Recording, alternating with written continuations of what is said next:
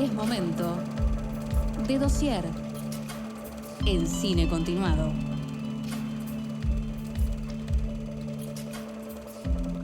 Volvimos, segundo bloque de Cine Continuado, y lo dicho, vamos a seguir festejando el cine nacional y ahora con una ronda de películas elegidas muy al azar, arbitrariamente, pero concienzudamente.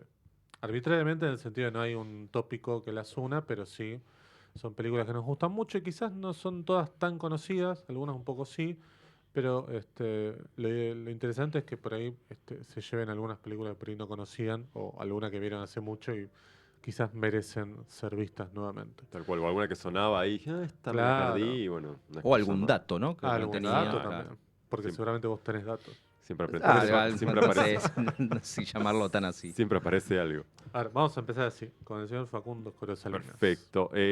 La primera que traigo es La muerte camina en la lluvia. Qué título espectacular. Espectacular. Del año 48, porque Santiago del Estero no solo nos dio a Leo Dan y a las hermanas Rojo, sino que nos dio al gran Carlos Hugo Christensen, directorzazo de nuestro Maravilloso. cine nacional, que filmó 53 películas. Creo que no vi ni la mitad de las películas que hizo, pero Que maravilloso. dentro de todas esas están Nunca abras esa puerta, Sin bueno antes de despertar, La trampa, El ángel desnudo. Es que los pulpos, que casi también la traigo, es como, no, uno elige medio al azar y ¿Somos? También, ¿no? Somos. Que es la Y- última, creo. Claro, y él filmó en Argentina, filmó en Chile, filmó en En Perú, Brasil, ¿no? y Sí, terminó filmando en Brasil, claro, donde fue murió exiliado. en el 99. Nada, un montón de películas, un montón de años. Sí, un montón de tiene tiempo. un documental de Pelé hecho en los años 60.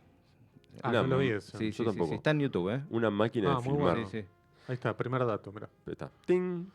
Bueno, Qué buenos títulos, ¿no? Sí, Porque sí. títulos muy no, y el poéticos, póster de esta digo. película yo lo adoro, es hermoso, porque está Batalla de Barry y hay como un asesino, lluvia, unos Sí, colores sí, sí, verdes, sí. azules, un título espectacular, es como lo querés tener en tu casa, es hermoso ese póster. Bueno, también había filmado en Venezuela, me he olvidado. Bueno, esta película está basada en una novela de un escritor belga que se llamaba Stanislas André Stiman, que se llamaba El asesino vive en el 21. L'assassin habite en el 21, una cosa así. Que Henry George Clouzot, el director de El salario del miedo, Las diabólicas, Claro. también había hecho una adaptación de la misma novela años antes, en el 42, pero bueno, se estrenó recién en el 47 porque la guerra, no, Segunda Guerra Mundial. Sí. Pero bueno, nuestro Carlos Urquide también hizo una adaptación de esa misma novela. ¿Y de qué trata esta película? La cosa empieza así, que la ciudad de Buenos Aires está atemorizada por los crímenes de un ladrón que asesina a sus víctimas y hasta ese momento ha asesinado en 7 oportunidades para robarlas. Y siempre lo hace en los días de lluvia y deja un cartelito, una carta de presentación que dice Señor López, ese López. Y ataca a los barrios, como que se concentran en el barrio dicen Palermo y en Belgrano, como que esas son sus zonas de ataque. Entonces, los días de lluvia, toda la gente está atemorizada porque este asesino en los últimos meses va y mata a alguien. Y a través de un periodista, el policía encargado de la investigación recibe la información de que por un ladronzuelo, un carterista por ahí, que lo vio y sabe dónde vive. Y vive en una pensión, porque veo que lo siguió y el asesino se metió en esa pensión, que es la pensión que se llama Babel. Gran nombre porque nos vamos a encontrar que viven muchos personajes muy variados y hermosos personajes que vamos a descubrir, porque casi toda la película pasa un poco en la comisaría, pero casi todo en la pensión. Y ahí vive la dueña de la pensión, que está todo el día con un gatito, está como medio enamorada de un actor que es medio ruso, interpretado por el querido Guillermo Bataglia, que se llama Andriev, que es como de origen ruso, y el periodista dice, como los artistas no tenemos patria, dice, y hace unas cosas, y es todo muy seductor y galante, muy genial. Está también, ahí vive la novia del periodista, con el que vemos que un poco que sigue todas las noticias del asesino, que es interpretada por Olga Zubarry, que es una escritora que también se dedica a hacer una creativa publicitaria, que escribe eslóganes de marcas. En el momento dice, para que ella ya no llore, aceite, Miraflores. Y tira unas cosas así, son hermosas. Tira también, hay un mago que no lo voy a nombrar, que también le arma para un show, le arma también como una especie de campaña ahí publicitaria. También vive un cirujano, que se retiró de operar por una especie de mala praxis, que no entendemos muy bien qué pasa, pero bueno, hay como un pasado oscuro. Hay un relojero también que vive en ese lugar, un doctor, un mago, como decía, que se hace llamar Merlín, que es como un mago hindú, que anda como una especie de turbante en la cabeza. Y hay un matrimonio de viejitos que son hermosos, que es la señora que siempre le está retando al otro viejito y se van como peleando en ese momento. Pero bueno, cuando llega un nuevo huésped a la pensión, que es un huésped que viene de Uruguay, y dice, yo vengo de Paysandú y todo, la policía dice, bueno, usted que no estaba hasta el momento que se conoce, que se sabe que el asesino vive ahí, nos va a informar de las cosas. Y el señor se asusta mucho porque dice, si acá hay un asesino, yo me quiero ir. Y dice, yo me voy, y ese mismo día se quiere ir y aparece muerto en la pensión con la tarjetita de Señor López. Maravilloso. Y ahí es como el misterio y los policías que no saben entre todos estos habitantes de la pensión quién es el asesino. No lo voy a contar yo porque sería develar una muy buena trama, Sí. que es una película que dura 71 minutos, creo, o 74, muy cortita, muy bien, y en un ritmo que no para nunca, y muy graciosa porque todos estos personajes tienen sus cosas, y este especie policial interno de que se van develando cosas porque agarran, uno es el culpable, lo devuelven, después piensan que es el otro por otra cosa, y no son lo que dicen los personajes, todos tienen algo medio escondido. El asesino que vemos en algún momento tiene una especie de medio look, como después tuvo Jean-Pierre Melville, que es como una especie de sobre todo, sombrero, anteojos negros, así medio de aviador, hermoso. Nada, está en Cinear, todavía anda a Cinear por suerte, así que la pueden encontrar ahí. Yo no la vi. ¿Qué tono tiene? ¿Más policial, más de suspenso? ¿O tiene esos tonos de comedia que mencionaste? Es más una especie de policial, de investigación, de esta cosa del gato y el ratón, de buscar todo eso, pero los personajes son tan únicos que todos tiran algún chiste, algún comentario, como está el hindú este. O sea, no es tan viral al terror y suspenso como otras de sus películas. No tanto. Pero es la Bien. capa más grande, la mochila más grande que carga la película es esa, y tiene Claro. estos toques que también está bueno porque el contraste también ayuda a que los momentos más oscuros sean más oscuros todavía. Claro, no es como No abras nunca esa puerta. Claro, Claro. exactamente. Esa es Sí. mucho Pura más oscuridad. oscura Sí, sí. y amarga, tiene el final es O tremendo. Si muero antes de despertar. Si ¿no? muero Sí, antes de sí, despertar, sí. claro.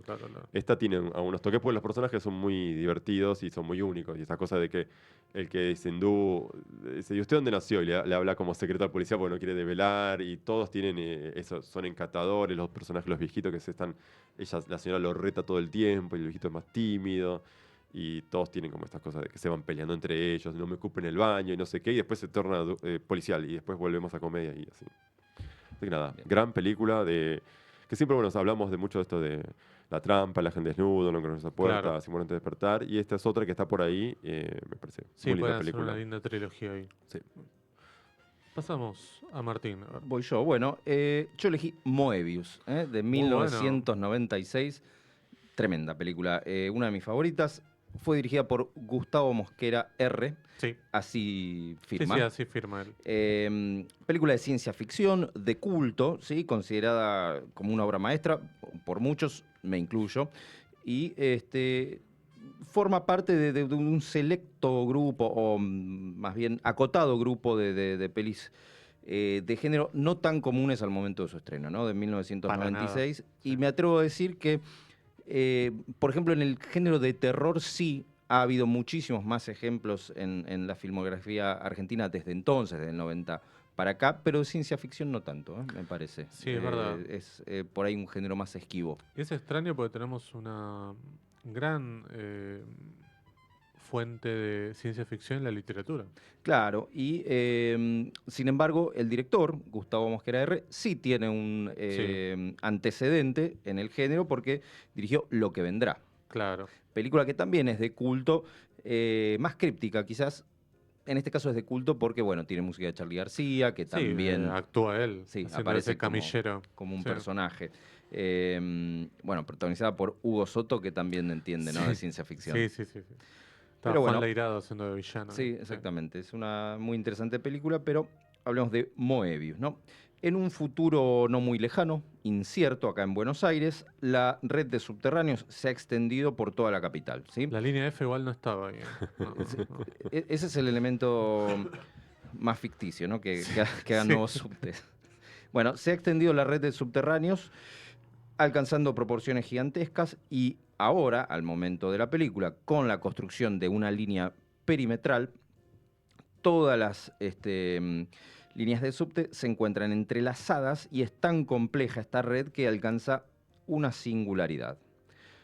Un día, no mucho después de esta construcción, un tren completo con sus pasajeros dentro desaparece y no hay modo de localizarlo, ¿sí? Las señales indican su presencia, se prenden las luces, hay alarmas, pero el tren no se ve. No aparece, ¿no? No se ve. Y no aparece. El director general del subterráneo, que es un genial Roberto Carnaghi, Sí, muy bueno. se contacta con el estudio responsable del diseño de esta red y envían a Daniel Pratt. Gran nombre para el personaje. Guillermo Angelelli se llama el actor. Este Daniel Pratt es un topólogo, ¿sí? Claro. Un estudioso del suelo, ¿no? Con una mirada muy matemática para dar con el misterio, ¿no? De este tren desaparecido. Hasta ahí vamos a contar. Lo más curioso de Moebius es su esquema de producción, ¿no? Porque se trata de la primera película financiada por la Universidad del Cine. Quizás sería la primer gran película de esta generación de estudiantes de cine que yo creo más o menos desde el 90 esta parte han crecido de un modo exponencial. Sí, porque Mosquera aparece medio como el coordinador de un montón de estudiantes y la película es como que la hicieron los estudiantes, ¿no? Exactamente. Entre Mosquera y María Ángeles Mira, que eran docentes de la Universidad del Cine, coordinan el trabajo de estudiantes que ocupan el resto de los roles, ¿no? En el equipo técnico. No hubo un gran presupuesto, pero la verdad que no se nota por la enorme producción que hay detrás, por el trabajo de guión. Creo que escribieron como 8 guiones distintos hasta dar con uno que convenciera. Las escenas tienen una potencia impresionante desde lo visual, desde lo sonoro, la mezcla de audio es sorprendente, bueno, la música, pero en cuanto a la puesta en escena hay filtros, hay angulaciones, hay distintos lentes, hay travelings, movimientos de cámara. La verdad que se aprovecha muy bien la arquitectura de la ciudad y sobre todo del subterráneo, ¿no? Sí. Muy bien fotografiado y bueno, los personajes parecen como ahogarse, ¿no? en toda esa red subterránea y tan sórdida como la muestran. Está basado en un cuento llamado Un subterráneo llamado Moebius, de 1950, escrito por el estadounidense Armin Joseph Deutsch, que era un astrónomo que después se dedicó a escribir. Ah, mira. Lógicamente está adaptada a Buenos Aires. Creo que la obra está ambientada en Boston, pero bueno. Ni sabía que tenía subte. Sí, pero al parecer. Boston. Y está adaptada y también tiene como una especie de giro borgiano, ¿no? Eso Bueno, te iba a eso decir, tiene un claro. montón. Sí, que Sí, claro. Y además termina funcionando como cierta, digamos, alegoría a las desapariciones Sí, bueno, claro. que habían sucedido en Argentina no mucho antes de esta peli. Sí, menos de 20 años. Ni los hombres ni el tiempo desaparecen sin dejar huellas, quedan fijados en nuestras almas, dice uno de los personajes, el profesor Milstein, gran Claro. nombre también. Bueno, algunas de las estaciones que sirvieron de dobles para nuevas estaciones que se muestran son Independencia, San José, Catedral y Avenida La Plata, ahí en Boedo, que es el final de la peli, está filmado ahí. Y la estación San José, ¿no? De la línea Sí. E, tiene varios murales Sí, si dedicados. ustedes van hoy van a encontrar frames de la película dibujados. Sí. La parte de la biblioteca, cuando él está buscando los planos, esos momentos están. Por fortuna, la peli fue restaurada y se puede ver en un glorioso 4K de manera gratuita en YouTube, que es un trabajo que se tomó, no recuerdo el nombre de uno de los técnicos que había trabajado en la peli, que restauró cuadro por cuadro y a veces teniendo que buscar referencias de cuál era el color Claro. original de cada toma, y la verdad que es un trabajo espectacular porque se la puede disfrutar. Nosotros la vemos en video, bueno, ahora Sí, se ya, puede y ya era una locura verlo en VHS. Sí. Sí, Sí, yo me acuerdo sí, de sí, sí. la vi en Volver por primera vez. Y se veía medio extraña, pero era como muy cautivante la película. Muy. Sí, bueno, Mosquera, que fue su última película, se mudó a Estados Unidos y durante años intentó adaptar nada menos que El Eternauta. Claro que ¿eh? sí. Pero bueno, no sabemos qué hubiese pasado. Pero bueno, No. Moebius para mí es una película espectacular, Sí. así que La es la que pueden ir a elegí. ver, ¿eh? Sí, Sí, además sí, sí. en YouTube está, además de esa, hay como una especie de documental de una charla de cómo, bueno, cómo fue la restauración y demás, cómo el trabajo que hicieron, y bueno, habla un poco una especie de making of de la película, contando anécdotas, es muy bueno, a mí me encanta Sí, esta película, sí. me hace fascinante. Porque está hecha en fílmico Sí, la está hecha en película. film. No sé si ya para ese momento, supongo que sí, ya la FOC tenía su laboratorio de revelado. Creo que Sí, lo no sé, en tiene, el no sé si lo tiene 95. todavía, pero me parece que eso ayudó también en gran parte a que la película se pudiera hacer, ¿no? O por lo Sí, menos con otros costos. Tal cual, el absorbiendo la cuento propia... fue adaptado antes en Alemania, no lo encontré. Ah, mira. Quería chusmear un poco, a ver, pero dicen que era más, respetaba mucho más al cuento original que Moebius, que me parece le encontraron una vuelta perfecta para. Das Subtan, capaz que se llamaba. Sí, no, se llamaba igual que el cuento, pero en alemán. Ah, Sí, ok. así que. No, sí, sí, tiene una identidad porteña, Sí, argentina, tiene una cosa que te respira mucho y que no lo puedes separar de la película. Eso exactamente. Claro. Sí, parece pensado para eso y bueno, no. Sí, no, y sale- sale- el laburo de foto y cámara es espectacular. impresionante. Espectacular. Sí, los climas esos no, que tiene. Genial. Bueno, pasamos a una película de la generación del 60 de Prisioneros de una noche se llama la película. Es la primera película de David José Cohn, ¿sí? Ahí está la confusión a veces de Rodolfo Kuhn y David José Cohn. Es la primera película, pero la que se estrenó antes fue otra, que fue Tres veces Ana, porque la filmó más o menos al mismo tiempo, pero la primera que hizo fue esta. Prisioneros de una noche, que todo sucede en el transcurso de un día y de una noche, donde dos personajes, Martín y Elsa, se conocen e inician un vínculo, pero que velozmente está amenazado por, en parte, los miedos de ella a iniciar este vínculo, pero también, en parte, por un tercer hombre, que la codicia, que aparece como una verdadera amenaza para ellos y para este, la figura de ella, principalmente. Ana está interpretada por la excelentísima María Banner, ¿sí? Y el personaje de Martín está interpretado por Alfredo Alcón, nada menos. El tercer hombre en disputa es Osvaldo Terranova. Y esta es una película que es súper interesante porque, así como hablábamos de la primera película argumental, hablamos de la Revolución de Mayo, hay un documento acá, un documento de la noche argentina, la noche porteña, de la década del 60, porque tiene muchísimos planos filmados en exteriores, planos casi me animaría a decir robados, donde todos los extras eran gente transeúntes. Y hay un muy lindo juego con el tema de la noche, las luces y ciertos lugares icónicos. Por ejemplo, podemos ver el mercado del abasto como era en ese momento y no como es hoy, que es un shopping. Em, Aparece también, por ejemplo, el jardín japonés, aparece también diferentes academias de baile y diversos bares. Academias de baile de tango, digo, que en ese momento todavía pervivían en la ciudad. Y hay también un espíritu muy de la época, porque pensemos que estos directores que pertenecían a la generación del 60 tenían una influencia muy importante de lo que era la Nouvelle Vague y lo que estaba pasando con el cine moderno en ese momento.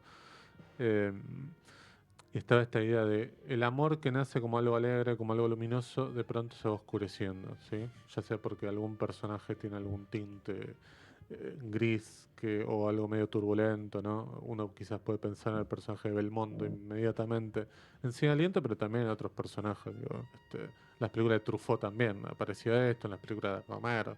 Sí, sí, nada es tan puro No, como comienza o como aparenta. exacto. Y acá Con lo hace muy bien porque es algo que se va gradualmente oscureciendo y además en un corto periodo de tiempo, porque esto, como decía, sucede entre un día y una noche.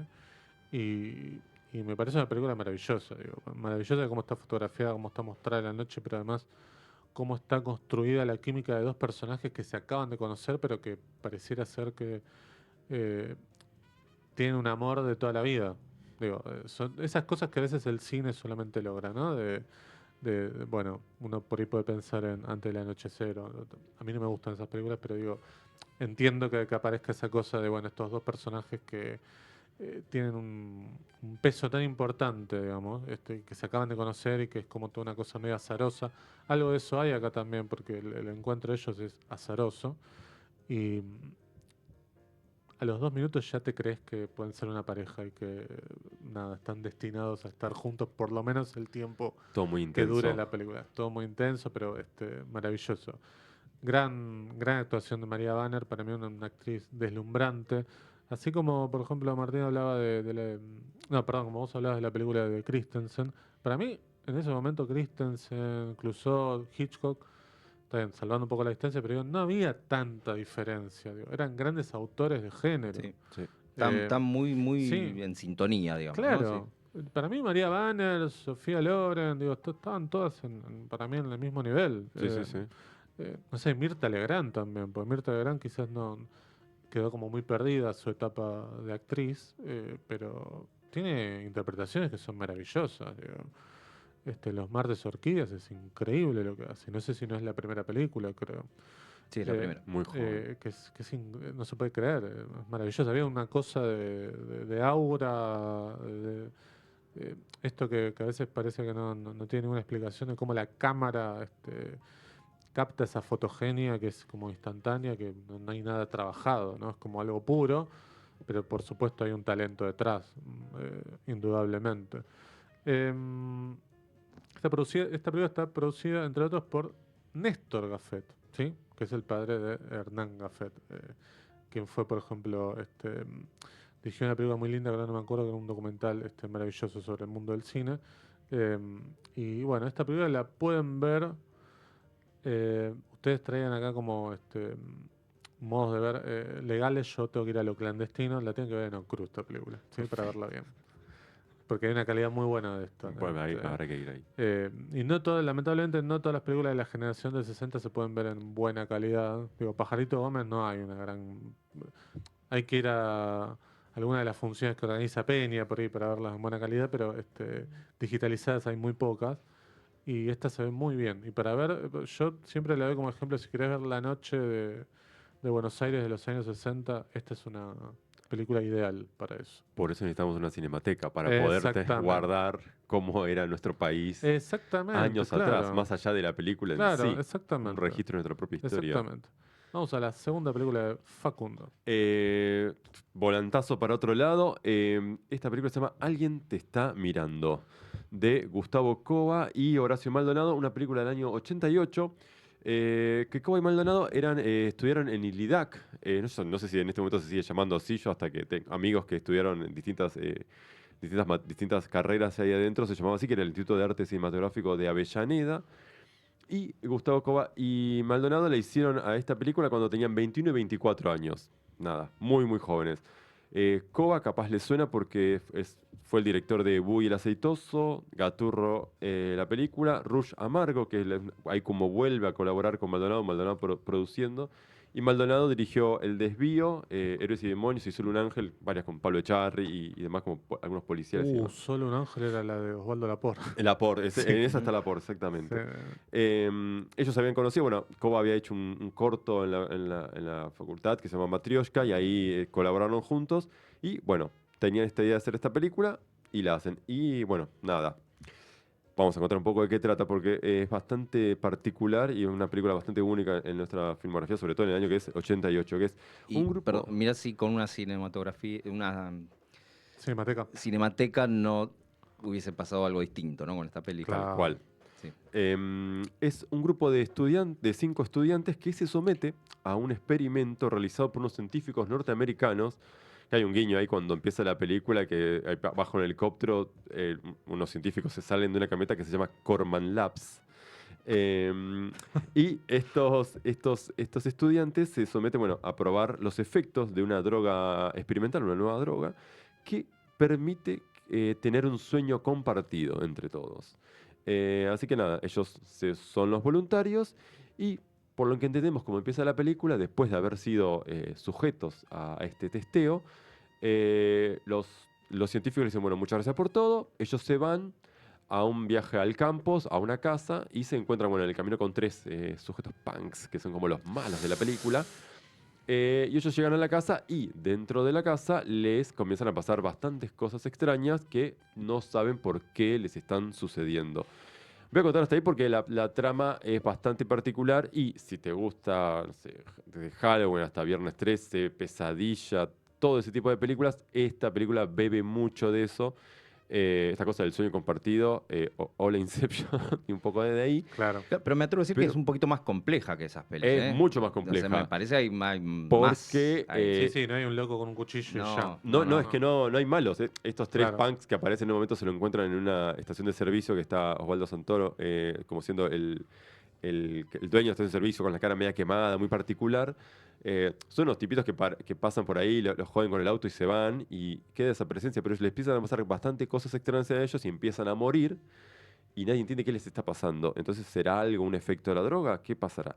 Nada, voy a contar hasta ahí porque la verdad vale la pena. También una peli cortita, creo que duraba 74 minutos también. Pasa a las chapas. Es muy particular porque la música de la película, que tiene mucha onda, la música la iba a hacer Gustavo Cerati, iba a componer toda la banda sonora. Pero por una gira con Soda Stereo, tiene que decir, che, no lo puedo hacer, pero se hace cargo el tecladista de la banda, que era Daniel Saiz, y Cerati, como una forma de, bueno, yo lamentablemente los abandoné, pueden usar un tema mío, un tema de la banda y se muy los bueno. dejamos. Ujú. Muy Entonces está el tema No Existes, y una secuencia que es espectacular, porque parece un videoclip dentro de ahí, pero más allá de un videoclip, es una belleza la película, una secuencia de montaje muy buena, como en el medio de la peli. También tiene música de Los Violadores, hay otro tema por ahí. Y la peli se filmó muy, muy rápido, porque la peli se filmó en el enero del 88 y en noviembre ya la estaban estrenando. Unos sacados. Y era la primera película que tuvo apoyo del instituto, la primera película de género hasta el 2008, cuando vuelve como a repetir una película de género, que si no me acuerdo era Sudor Frío o una por ahí, que es la otra película de género que vuelve a tener como un apoyo del instituto, porque el género de terror siempre fue como apartado Sí. de cualquier concurso, de cualquier convocatoria y demás. La película se ve espectacular, tiene una fotografía y también, como hablábamos de Moebius, de unas ganas de contar desde el sonido, el montaje, los encuadres. La música. La música es muy, muy particular, es muy única y todavía sigue siendo muy moderna por eso, más allá de que se inscribe en esta cosa del género, de esto de 5 amigos van en la cabaña y les empiezan a pasar cosas extrañas, que es eso, va mucho Claro. más allá de un loco que los está matando. Está filmado de una forma espectacular, tiene sus momentos de chiste, se pone a ver películas, como llega a ciertos tópicos, pero va para otro lado que no tiene nada que ver. Como cosas raras, si uno ve, no cosas raras, sino como particularidades, si uno ve los títulos, hay una Sandra Gugliotta como asistente de producción. Claro. Y hay un Esteban Sapir que aparece como primer ayudante y camarógrafo de segunda unidad. Así que directores de nuestro cine argentino también colaborando en esta otra película que nada, se ve muy importante y es muy, muy visual y mucho trabajo. Creo que en el 2018 se había armado una restauración, se hicieron una cosa y se había proyectado en el Gaumont, que en verla en pantalla grande y con una copia que no se perdió Sí. y demás, porque también hubo como, en un momento parecía que se había perdido algo en un laboratorio que se había inundado, algo así, parte del material, bueno, se logró recuperar y se había proyectado y queda como una película de los 80 argentina que se ve increíble y tipo un trabajo de fotografía espectacular. Así que nada, alguien está mirando que también está en Cinear y se ve Muy muy, bien. muy bien. Así Era un que- clásico de los videoclubes. Claro, Sí. sí. Sí, Sí, es quedó. Solo la veía. Bueno, como Moebius también pasaba, que Sí. la encontraba solo en VHS de Sí, esa película. sí, tal cual. Y nada, ahora se puede ver por lo menos en internet de forma legal. Así que aprovechenla. Un slasher ahí extraño. Bueno, yo sigo también por el lado del terror con obras maestras del terror de 1960, dirigida por Enrique Carreras. Dirigida por... Sí, vamos a ver. Protagonizada por Narciso Ibáñez Menta, basada en la obra de Edgar Allan Poe, con guión de Narciso Ibáñez Serrador, Póker de Haces, no puede fallar. Al día de hoy una de las mejores pelis de terror argentina y única, ¿no? Porque no se hacía tanto en esa época. No. Alguna de Emilio Vieira, algunos años después, pero no... Sí, pero era como... Pero mucho más. Este mucho antes. Es el claro. chiste. Sí, claro, sí. además. Bueno, la peli, para ver que en estos tiempos no se ha inventado nada, es una extensión de una serie de televisión. Claro. Había una serie que se emitía por Canal 7 durante 1959, con guiones de Serrador y protagonizada por el padre. Y en un momento dijeron, che, esto le va bien, hagamos algo un poquito mejor para cine. Así que el argumento es algo así. En la soledad de una noche tormentosa, una mucama de una mansión, que es Mercedes Carreras, Sí. lee un libro con los siguientes relatos. El caso del señor Valdemar, ¿no? Que es, donde un hipnotizador logra retrasar la muerte de un paciente terminal. El tonel del amontillado, donde un hombre descubre que su mujer lo está engañando y toma algunas medidas extremas. Y por último, el corazón delator, ¿no? Sí. En donde este asesino escucha el latido de su víctima. Bueno, tremenda actuación de Serrador en esta última, que también Sí, es actor, sí, solo sí. en este segmento. Bueno, tengo algún comentario de Enrique Carreras, tomado de su libro, que se llama Carreras por Carreras, un libro que se editó de manera póstuma en el año 96, él ya había muerto. Nadie pero le podía decir nada. no, bueno. pero dice, significó un esfuerzo de producción tremendo para nuestra productora y un orgullo muy grande para mí, ya que la considero una de mis películas más logradas y más queridas. La única, perdón, hay que decir. Estupendos trabajos de Narciso, padre e hijo, en la única peli donde coinciden en cine. Claro. Es un lindo detalle ese. Bueno, en aquellos años, continúa Enrique Carreras, él ya era un actor famoso por sus caracterizaciones. Llegaba al estudio tempranísimo, se encerraba en el camarín y comenzaba su tarea de maquillaje. Es conocido en todo el ambiente aquello de que se colocaba una barba muy larga y frente al espejo empezaba a recortarla para darle la forma deseada, el largo deseado para su personaje. Claro. Pero al día siguiente no usaba esa misma barba, sino que como un ritual volvía a colocarse una Muy barba bueno. muy larga y comenzaba de nuevo. Qué tipo hermoso. Sí. Bueno, tiene una puesta en escena muy cuidada e imaginativa que realmente sorprende, porque si uno tiene en cuenta el resto de la filmografía del director Claro, por antes eso digo. Claro. o después, da para sospechar qué tanto... Es nuestro poltergeist en ese Claro, caso. Sí, otra poltergeist, sí, exactamente. Bueno, por supuesto, entonces que existe este mito de que el verdadero autor detrás de las cámaras era Ibáñez Menta o Ibáñez Serrador, ¿sí? Sí, Cualquiera de los dos. Sí, porque que eran- ambos tienen Sí. como pergaminos antes y después de esa película. En cambio, el Enrique pobre Quique Carreras no. ni siquiera este género abordaba, así que... No, hizo Mingo Aníbal contra los fantasmas. Digo. Bueno, Eh, no, esa no es de él. No, no, no es, no es no es de de, él, no. no es de- No, no. ¿Quién es esa? Enrique Cáncer, ¿verdad? Sí, Digo. exactamente. Ah. No, creo que de Enrique Carreras es el Laberinto ¿Los del Terror. Matamonstruos? No. Es uno del medio y porcel en el Ital Sí, Park. La Galería del Terror. La Galería del Terror. La Galería Ah, del Terror. claro.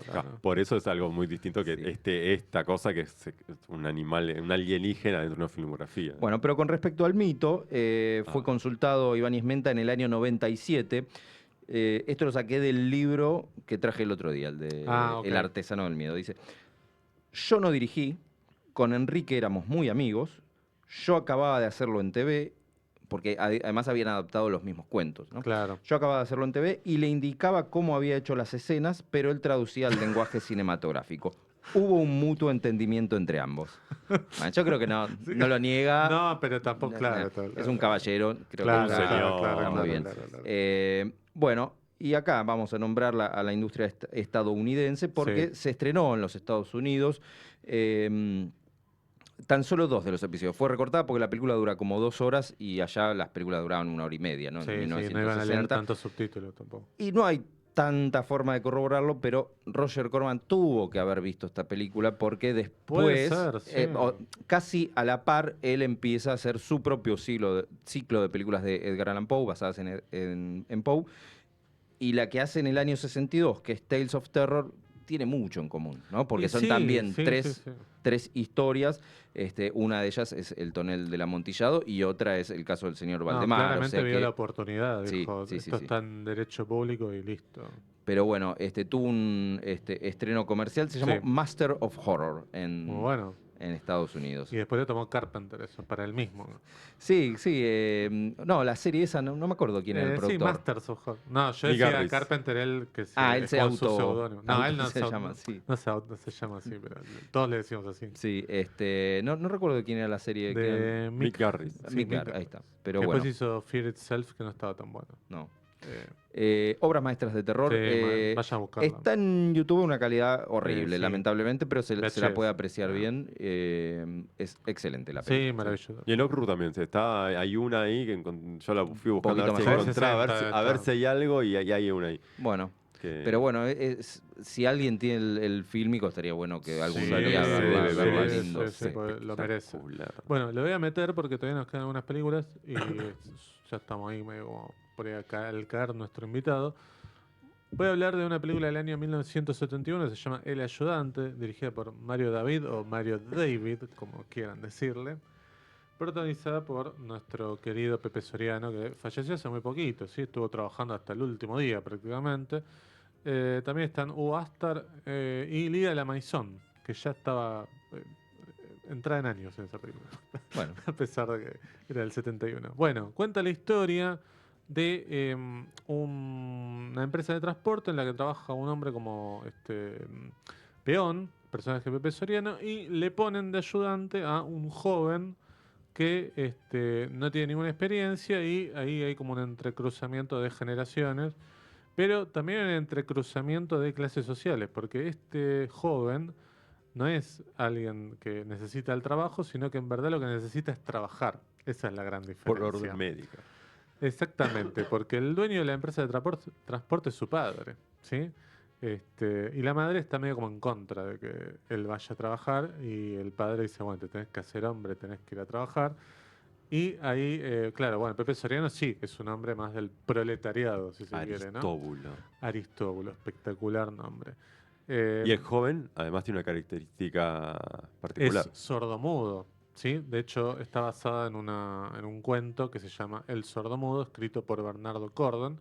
El guión está coescrito entre Cordon y David, o David. Bien, la película es súper interesante porque comienza como esto, medio como dos personajes que se repelen y que de pronto, bueno, tienen que, de alguna manera, tampoco es que se llevan tan mal, pero sí hay como una cosa medio de grandes diferencias, ¿no? Y además esto de que genera como una especie de distancia el hecho de que él sea sordomudo. Sí, ¿no? El pibe. empieza con muchos prejuicios. Empieza con mucho prejuicio, pero de a poco lo empieza a adoptar, medio como una especie de mentor o algo así, no, quizás no tanto, pero sí como alguien que lo va llevando, le hace ir, por ejemplo, a bares, a lugares que no conoce. Y la película de pronto se va como también, al igual que la que nombré antes, Prisionero de la Noche, se va oscureciendo un poquito. Y para mí es un peliculón. Es como una del New Hollywood, sin ser todavía New Hollywood, porque estamos en el 71, estamos ahí.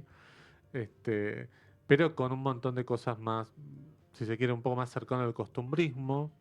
Hay algo de eso, sobre todo en las escenas entre Pepe Soriano y Lidia la Maison. Hay algo también como de un proto, ¿cómo es? Las venganzas de Beto Sánchez, ¿no? Este personaje también de clase trabajadora y que tiene que pelear la que hacía muy bien para mí Pepe Sí. Soriano, que era para mí extraordinario. ¿Cuál era la otra liberal? ¿No habrá más pena y olvido en la que estaba? ¿O la otra, en la Patagonia Rebelde? En la Patagonia La Rebelde que hace Patagonia Rebelde de es el alemán. Espectacular. Espectacular. Sí. También es muy bueno. Otro dato, en la fotografía está Aníbal Di Salvo, que después hizo películas también, quizás no tan buenas como esta, pero es una muy linda película. Esta estaba en Cinear, no me fijé antes de venir para acá si todavía estaba. También es muy cortita, dura 1 hora y 5 y es espectacular. Si todavía estaba Cinear. Primero, si todavía está Cinear, y si está Cinear, fijarme si está. Está. esta Yo película. lo chequeé ayer y Bien. está. Así que bueno, la pueden ver.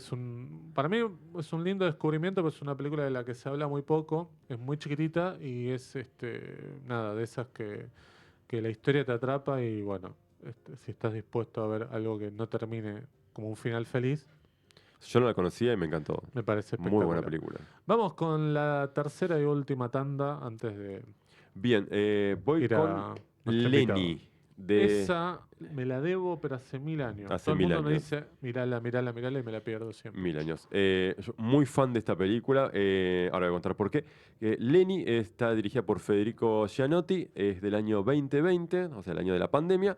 Y es una historia de el trauma y de cómo nuestra mente, ¿no? La mente de la protagonista lidia con el trauma. Porque como lidiar con los monstruos reales, los que percibimos, cómo embatollamos, es una experiencia traumática Claro. y cómo seguir adelante a través de eso. ¿Y de qué trata esto? Lenny, que es una chica joven que trabaja en un vivero, ha terminado hace poco una violenta relación de pareja, una relación de pareja muy tóxica y todavía le quedan secuelas de esa relación tóxica y violenta que ha tenido y que han sido bastante terribles por lo que vamos descubriendo. Y ella durante la noche no puede descansar, no puede dormir porque tiene pesadillas, visiones y demás que nublan su descanso, la vida, también tiene pesadillas durante el día y lo que van haciendo es dudar de todo lo que le va sucediendo y este trauma que la queja y que está al borde de la locura y tratando de volver a la cordura. Nada, voy a contar hasta ahí porque nada, es muy fantástica esta película. Está protagonizada por Ailín Saninovich, que capaz la vieron en Caballo de Mar, que es la última película de Ah. Cedrón. También actúa en La Odisea de los Giles. Ella también dirige una serie que es muy divertida, que está en YouTube, que se llama Protagonistas, que son, si alguna vez vieron Documentary Now, es como varios cortos Creo que lo vi. muy Sí, graciosos, Sí, sí, sí, que sí, cada sí, uno sí. se burla como una especie de homenaje, Sí, burla sí, a los sí, géneros. sí, Hay como sí. la película de festivales que está hablada como en Sí, otro sí, sí, idioma sí, y sí. todo como muy divertida. Esta película, Federico es un amigo mío que yo me hice fan antes de conocerlo y muy fan de la película, me encantó, fue una de las mejores cosas que vi desde el año de la pandemia. En noviembre vi Historia del Oculto y dije, esto es increíble. Y un par de semanas después encontré esta en el Rojo Zen y dije, qué buen año de Claro. dos películas que me encantaron. Esta película empezó como un cortometraje, filmaron 7 días, y dijeron, bueno, va a ser un corto de 25 minutos, 30 como mucho. Y eso lo hicieron en julio y se pusieron a editar y descubrieron que tenían, bueno, 45 minutos más. Y dijeron, bueno, si filmamos 4 días más, listo, tenemos una película. Así que en Claro. diciembre juntaron un poco más de plata, pidieron más favores y armaron de esto. Y tiene 11 días de rodaje, 24 locaciones, no sets, sino lugares físicos donde fueron a filmar la película. Un trabajo de cámara que es muy espectacular porque está filmada eso en 11 días, 24 locaciones, pero con unas decisiones estéticas con una visión muy clara del director en cuanto a pasársela al equipo técnico y decir, bueno, vamos para acá, es La tengo que espectacular. ver, la tengo que ver. Siempre la postergo, la tengo que ver. A Aileen la entrenaron en Jiu-Jitsu también, como si para hacer en las escenas de que tiene de pelea. Nada, espectacular. Lenny estaba en Prime Video, no sé si se podía ver acá aún, pero si no, está en Ogru. Perdón, Fede, pero está en Ogru. No, Se no, puede si apreciar él, por creo ahí. que la pasaba, como mírenla, sí, bueno, pero Nada. si está en Prime, mejor. Película, a mí me encanta. El año pasado la estrenaron un día, creo que fue en noche de Halloween, algo así que se pasó en el Gomón y yo la fui a ver al cine con ellos. Porque verla en el cine con el sonido es una experiencia Ujú. muy buena, un trabajo, mucha dedicación y mucho detalle. Nada, Lenny. Bien, pasamos a la de Martín. Bueno, yo tengo Nazareno Cruz y el Lobo, de 1974, obra maestra. Esta vez me voy del género, ¿no? Porque es una Sí. peli que en realidad es una especie de mezcla entre novela popular, un relato mítico, el folletín, pero Claro. melodrama, pero sobre todo creo yo es el radioteatro, porque el guión que es de Leonardo Fabio y su eterno colaborador Jorge Suair Juri, creo que se dice así, está basado en un radioteatro, ¿no? Claro. Algo inexistente al día de hoy, del mismo nombre, y su autor es Juan Carlos Chiapé. Muy exitosa en el momento, se emitió durante el año 51 y Fabio dice que la escuchaba desde chico. Este Chiapé fue, por ejemplo, el inventor del personaje de Minguito, ¿sí? Él escribía guiones. Ah, mira. ¿Sí? Pero bueno, Hubo lío después con sí, porque los no, derechos. sí, no se los, la viuda de él se los reclamaba, pero no, al final En quedó. las películas era Mingo. Sí, Y exactamente. en la televisión era Minguito. Minguito. Pero bueno, fue producida por Fabio y cuenta con la actuación de Juan José Camero, espectacular, muy joven, sobre todo la actuación de Alfredo Alcón, que creo es extraordinario. Sí. Increíble. Es impresionante. Y Marina Magalí en los roles principales. Bueno, adapta y explora el mito guaraní, del lobizón, que dice que el séptimo hijo varón, de un séptimo hijo varón, se convertirá al cumplir cierta edad, ¿no? Cierta mayoría de edad, en una criatura mitad hombre, mitad bestia. Vieron que si pasa eso, el presidente de la nación tiene que ser el padrino. Sí, prefiero ser el lobizón. Sí. Claro que sí. Claro. Bueno, Camero es Nazareno Cruz, entonces un campesino que vive feliz a pesar de las leyendas. Él sabe que es el séptimo hijo, pero no le hace caso, Sí, no sí, cree sí. en nada de eso. Conoce y se enamora de Griselda, ¿no? Bien. Una bella muchacha. Y no mucho después se le presenta el diablo en persona, ¿sí? Ujú. Pero en esta versión rural de Mandinga. Claro. Bueno, acá es Alfredo Halcón, impresionante, para explicarle que su maldición es cierta y le ofrece un trato, ¿no? Liberarlo de la maldición a cambio de renunciar a su amor por Griselda. Bueno, hasta ahí Hay también contamos. cosas medio vinculadas al mito de Fausto, Sí, un poco, sí, ¿no? sí, Es sí, como- sí, sí, eso me mezcla- parece está maravilloso. vestido Mezcla varias cositas. Bueno, se trata de la quinta peli de Fabio, que venía a ser Juan Moreira, otra maravilla que Sí. bien podríamos haber elegido. Por supuesto. La fotografía es de Juan José Estañaro, que hace no mucho mencionamos que adaptó a Soriano, ¿recuerdan? Claro. Bueno, las actuaciones son impresionantes. Alfredo Halcón decía, desconozco cómo se ha manejado Leonardo a lo largo de su carrera, no hemos construido una relación de amistad ni de gran acercamiento, pero conmigo lo ha hecho con una exquisita ternura. Sí. Me parece que hablaba bien de Fabio. Bueno, la música, Maravilloso. la puesta en escena, el arte, el clima ese ominoso, las actuaciones, todo es perfecto. ¿sí? No, Es maravilloso. una obra de arte y que tenía mucho que ver con el momento personal de Fabio y el contexto de un país muy, muy violento en una situación, ¿no? Todavía estaba Sí. el gobierno peronista que Fabio tanto había apoyado y fue previo a que se tenga que ir del país, ¿no? Sí. Así que él quiso de algún modo exteriorizar un poco de lo que le estaba Ujú. pasando. Creo que algo de eso se refleja en esta trama donde dos jóvenes se enamoran, se desean, se aceptan como son, pero el pueblo, el contexto, no lo acepta. Claro. Hay amor, pasión, sexo, todo, y violencia sobre Ujú. todo, ¿no? Bueno, con más de 4 millones de espectadores, es al día de hoy una de las películas más vistas del cine Sí. argentino, o está por ahí, ¿sí? Si no es la primera, es la segunda, Sí, sí, es sí. imposible Es esa, de... Relatos salvajes. Le pasa que no tenemos los números de esa No, época. y además había por ahí la mitad de la población en aquel Claro, momento, así que exacto. lo que hace El por mucho porcentaje, más sí, meritorio. Sí, por supuesto. Y no había tantas cosas para Por ver. supuesto. Sí, por sí, supuesto. sí. Así que bueno. Bueno, yo voy con la última velozmente porque ya está nuestro invitado hace unos minutos del otro lado esperando. Voy a ir con La araña vampiro del 2012. Segunda y esperadísima película en ese momento de Gabriel Medina después de Los Paranoicos.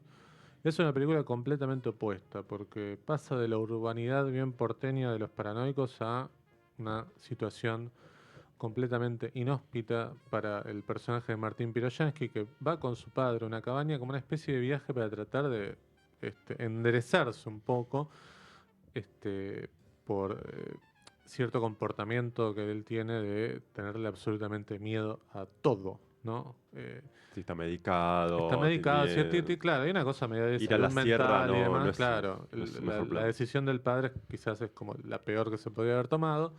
Y no va que en la primera noche lo muerde una araña que empieza a hacer estragos en ese brazo porque se le empieza a poner cada vez peor. Y hay una leyenda local que dice que la única manera de curarse es que lo vuelva a morder en el mismo lugar.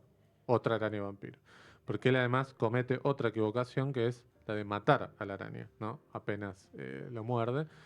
Y encuentran ahí una especie de guía local o un lugareño, que es el personaje de Jorge Cezanne, maravilloso. Y tienen que hacer un viaje a pie hasta un lugar para encontrar esa otra araña. Y lo más interesante de esta película, más que la llegada, es el camino y es el vínculo que se va formando entre ellos. Una película maravillosa que no tiene para nada el humor que podía tener la película de la ópera prima, Los Paranoicos, que tenía como una cosa medio comedia negra, esta idea de un perdedor a la sombra de un amigo que había tenido éxito y todo eso, y la posibilidad de tratar de encauzarse a partir de encontrar el amor con el personaje de Jasmine Stewart. Acá no hay nada de eso prácticamente, es como una película completamente oscura, eh, muy interesante. Primero porque en ese momento yo me acuerdo de La Viene del Bafis y digo, bueno, ¿qué nos va a mostrar a Gabriel Medina? Y hace algo completamente opuesto. Y eso es maravilloso cuando uno ve en un director que, bueno, nos sorprende con algo que quizás no estábamos esperando, a pesar de que era una segunda película. Y bueno, al día de hoy estamos esperando la tercera de Gabriel, que veremos qué es lo que pasa. Bueno, dirigió la primera temporada de Envidiosa. Creo que está por sacar una serie que se llama Los Mufas también.